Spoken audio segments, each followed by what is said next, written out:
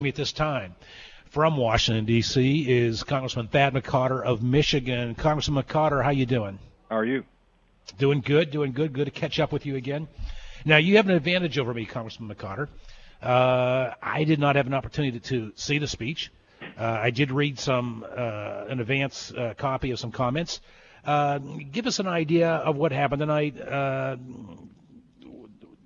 The president focused on the economy and on the budget, is my understanding. Well, you understand correctly, but I think that one of the things that the president did well, and I'll say this, is he did mention how the age of globalization, the technological revolution, has changed America. But what he didn't do, unfortunately, was talk about precisely how, because to do that, Rick, would show that the president does not seem to grasp that big government is antithetical to a globalized economy, towards Americans' prosperity. It is clearly contradictory to our concepts of individual liberty, self-government, our sense of community, and personal initiative. So from the speech's perspective, what he tried to do was put new window dressings on the same old edifice of big government. We can say whether it's bloated or whether it's bigger, but what he didn't do was draw out the vision of the future of a government that is deserving of the American people for the 21st century, which, as we've talked about, is namely a citizen-driven government for a consumer-driven economy. So he talked about all right, so he talked conceptually, but no details is what I'm hearing you say. Well, he still likes to spend money. Now, he calls it investments. Now, Yeah. as you know, you invest your own money. You spend other people's. And so Right. when the government takes your tax dollars and spends it in places no one else wants to, that's not called an investment. That's called spending. You're right, Congressman McCotter. Somewhere along the line, I think during the Clinton years, the liberals all of a sudden changed the word spending for investment.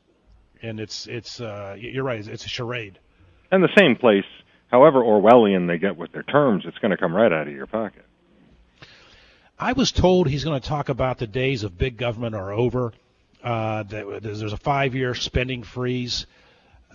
That he's going to talk about the economy is getting better while trying to walk that slippery slope of feeling the American people's pain. Can you comment on that, please? He led the most massive expansion of the federal government in history over 2 years, and now he wants to freeze it in place. I find that unacceptable. I think most Americans do. So when he talks about a 5-year freeze or certain changes to how the spending, first you got to figure out, is that a real reduction in spending, or is that Washington reduction in spending where you get less than you thought you might, but it's still more money? And secondly, I go back to my point. You freeze in place the most massive expansion of the federal government, or you nip a little way at it. You're not going to be, we're not talking about making it citizen-driven or making it accountable, more nimble, more flexible, more responsive for the 21st century. We're just talking about keeping in place what he's already done to a large extent. That is not what was advertised in terms of having an end to big government. I understand that Congressman Darrell Issa from here in San Diego sat with Democrats today. I read that was going to happen in a show of bipartisan support.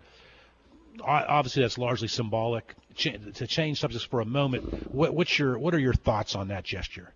Well, I tweeted out today that I think, unfortunately, that the congressional seating charade obscures both the real feuds and the real friendships that occur 365 days a year in Congress. We don't fight all the time. We don't hate each other all the time. Sometimes passionate principles are expressed, but you have real deep friendships. People sit on the other sides of the aisle every day in Congress and talk to each other. So I think that what happens is you get a misrepresentation that somehow, A, we're completely dysfunctional, which we may not be effective, but we do know how to be civil to each other, on a vast majority of the time. And secondly, I don't need to be sitting there one day to try to show that I'm bipartisan when the other 364, the same people are out there attacking each other and saying horrible things. So I think that what we have to do as a country is realize that no good comes of masking reality or trying to pretend that symbolism is reality. It's all we've got is reality and the truth to build on. And if we try to pretend that it's otherwise, especially at a time with great generational challenges facing our country, we're doing ourselves a great disservice. My guest is Congressman Thad McCotter of Michigan with a post-State of the Union address analysis. Congressman McCotter, what should we expect to hear from the official post-state speech, analysis from the party? Well, we have Paul Ryan, my colleagues, given the Republican response, And then Michelle Bachmann's going to be doing one with Tea Party Express, I believe. And I welcome the opportunity for more Republican voices to be heard in more quarters. And I think both of them are going to talk about the fact that Republicans understand is that big government is antithetical to prosperity and liberty in the 21st century, and that it is not the solution. It, as Ronald Reagan said, continues to be the obstacle. And so it's going to show a clear differentiation between the two parties. That, I think, is the major takeaway from this. And I think that Paul's going to do a very good job, and I think Michelle's going to do a very good job, too. Final question. I understand the president was going to talk about the need for a quote-unquote investment in infrastructure, education, innovation. I assume that's what he did tonight? Yeah, the president, again, the word investment, as we've discussed. Yep. The real innovation comes from entrepreneurs and from the individual citizens' choices in the free marketplace. What the president's setting up is a recipe for the government to come in and decide whose technologies are winners and whose are losers, and we know where that leads. It leads to the continuation of kerosene lamps as opposed to the incandescent bulb, which many of us would like to bring back and remove the ban from. So when the president talks about that, you have to look through it and see how's this been interpreted by past Democratic administrations, including his own present one. And what it's been is like the Carter Sin Fuels Corp., which was a disaster, where the government was going to decide which technologies worked and who was going to get subsidies and tax breaks to make them, who's going to be the winner, who's going to be the loser. That is not, certainly not, where you want to put that decision. You do not want bureaucrats in Washington trying to decide what the greatest next innovation is going to be or which deserves government support or subsidy. What you really want is the private marketplace doing it. It is the most effective place for new technologies to be vetted out, to be introduced, and to be accepted and implemented. Congressman Thad McCotter, I would have to say that tonight was the kickoff for the 2012 campaign for President Barack Hussein Obama.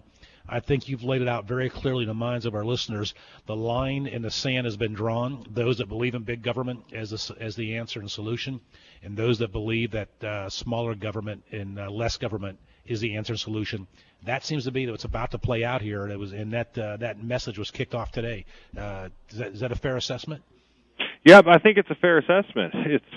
Look, however you dress it up, it's the age-old argument between self-reliance and self-government or governmental dependence and big government. Congressman McCotter, we're on a tight schedule. Gotcha. We are very appreciative of you joining us again tonight, as you did a few weeks ago, and we look forward to catching up with you again. Say hello to Gabby for me. I'll do that.